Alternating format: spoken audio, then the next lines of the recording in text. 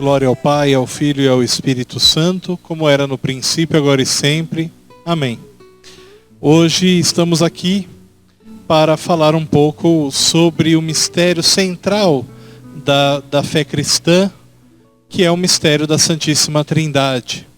Santíssima Trindade, que é celebrada logo após o domingo de Pentecostes e que está presente em todas as celebrações, as orações que a igreja faz.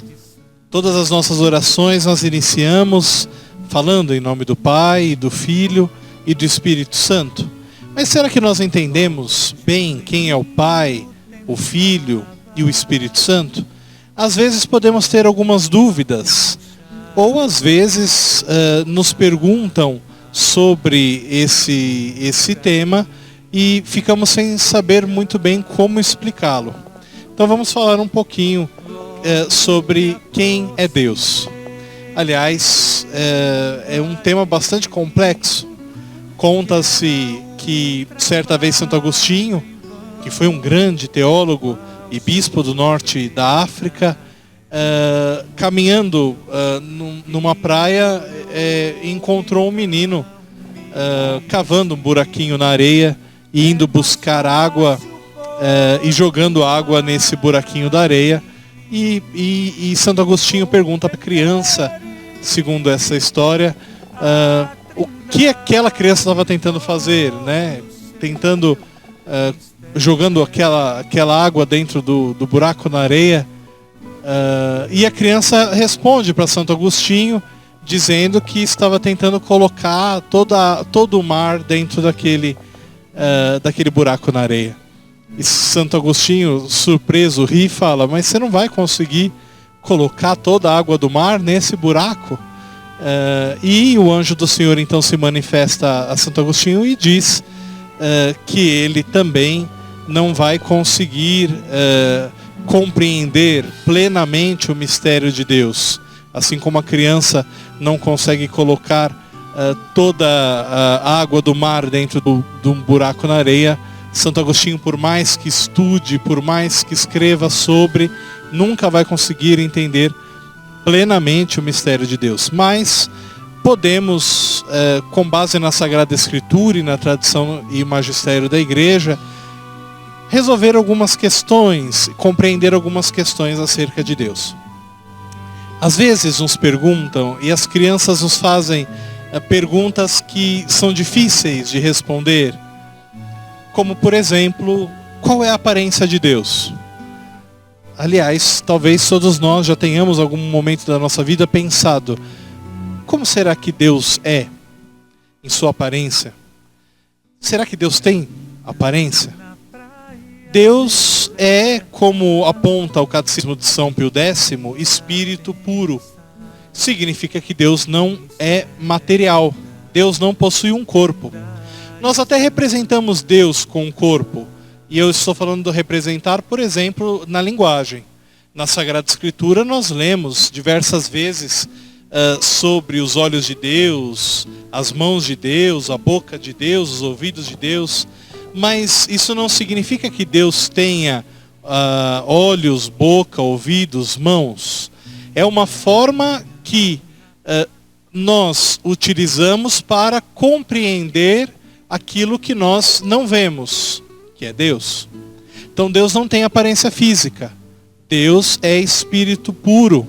E por que Deus não tem aparência física? Por que Deus não é material? Porque a matéria é limitada. Se nós pensarmos, todas as coisas materiais, elas têm um princípio e um fim. Vamos pensar no livro, por exemplo.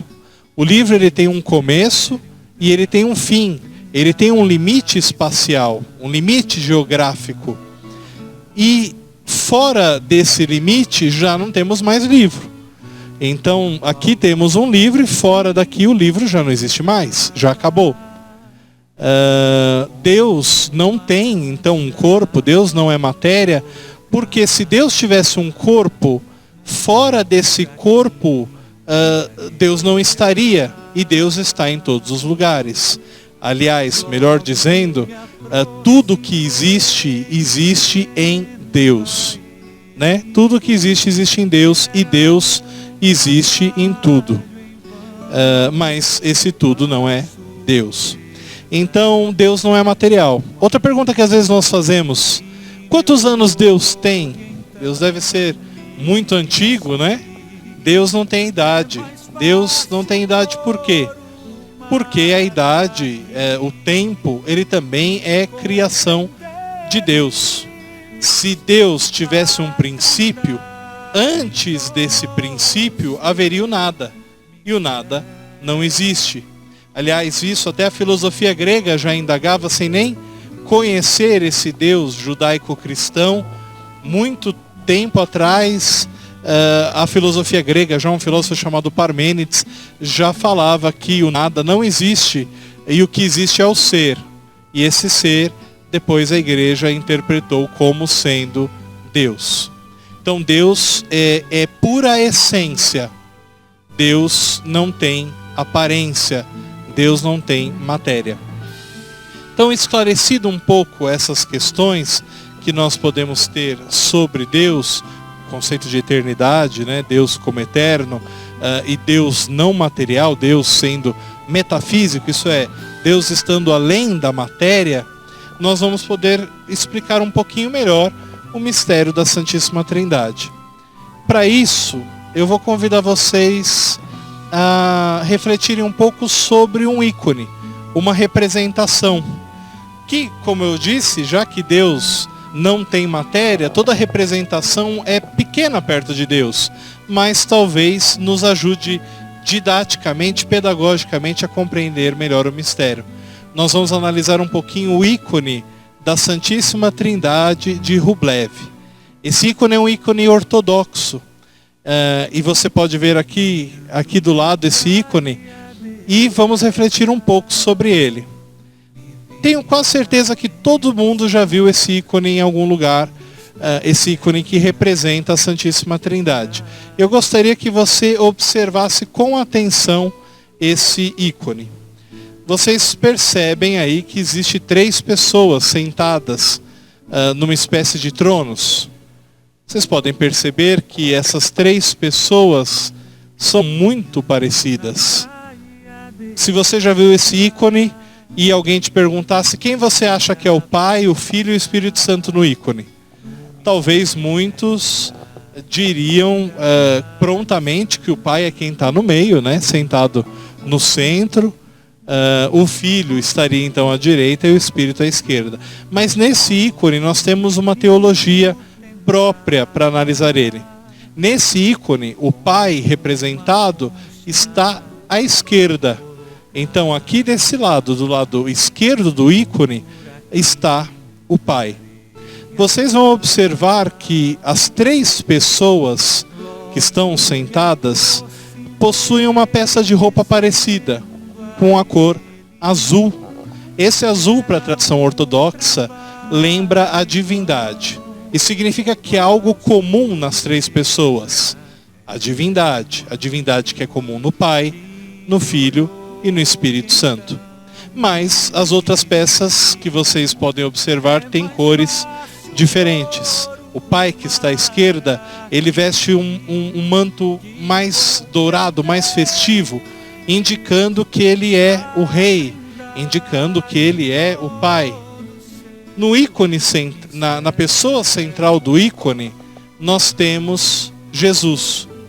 Jesus, ele já veste um manto vermelho que lembra o martírio, o sacrifício de Jesus.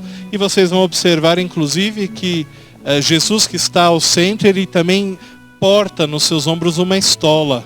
Ele é o sacerdote. Ele é aquele quem preside a Eucaristia. Por isso que vocês vão ver, ele aponta para a mesa central, para o altar central, porque ele ali celebra a Eucaristia. Ele é aquele que preside a Eucaristia. E aliás, nas imagens de Jesus, talvez muitos já tenham observado que Jesus, em diversas imagens, aponta 3 dedos para o alto e 2 dedos para baixo, né? Quem já viu imagens com Jesus assim, também é simbólico, Por que o 3? Porque Deus é trindade. Deus é Pai, Filho e Espírito Santo. E por que os 2 dedos para baixo? Porque o Filho é de natureza humana e de natureza divina. Ele é Deus e homem ao mesmo tempo. Então, aí temos o Filho. E ao lado, à direita, nós temos o Espírito Santo, que veste um manto verde. Para a igreja ortodoxa, para a igreja oriental, o verde, que é a cor da esperança, é a cor também do Espírito Santo.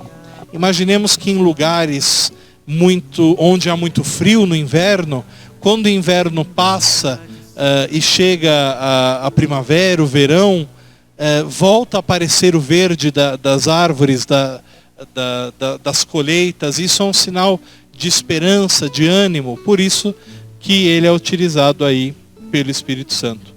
Nesse ícone, vocês vão observar que o Filho e o Espírito, eles fazem uma inclinação com a cabeça em direção ao Pai.